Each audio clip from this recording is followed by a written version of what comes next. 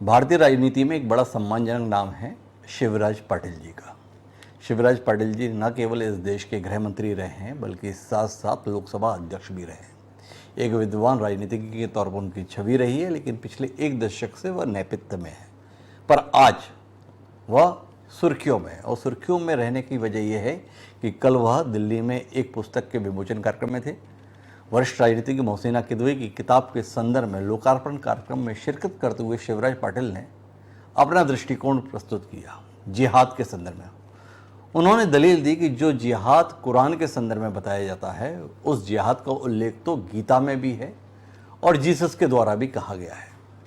शिवराज पाटिल का यह दृष्टिकोण सुर्खियों में है और विवाद में भी है।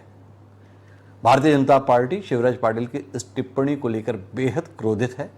वह बता रही है कि कांग्रेस का हिंदू विरोधी चेहरा एक बार फिर उजागर हुआ है और ये अनायास नहीं है। गुजरात चुनावों में गोलबंदी की दृष्टि से इस प्रकार का बयान कांग्रेस के वरिष्ठ नेता के द्वारा दिया गया है।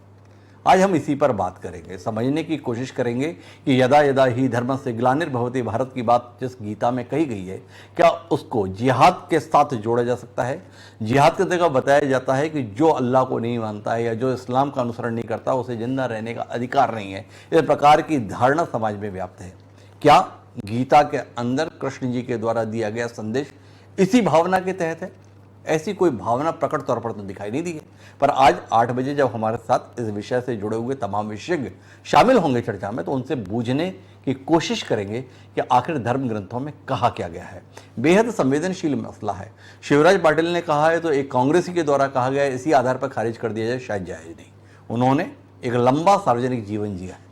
कोई बात उन्होंने अध्ययन के आधार पर कही है तो उसकी मीमांसा होनी चाहिए, उसके ऊपर तर्क होना चाहिए और तर्क के आधार पर निष्कर्ष पर पहुंचने की कोशिश होनी चाहिए। आज चर्चा में हम वही कोशिश करेंगे। दीपावली का मौका है, कुछ ज्ञानवर्धक चर्चा हो, यह कोशिश आज 8 बजे करते हैं। INA जनता टीवी पर जुड़िएगा मेरे साथ इस अहम मसले पर चर्चा का हिस्सा बनने के लिए।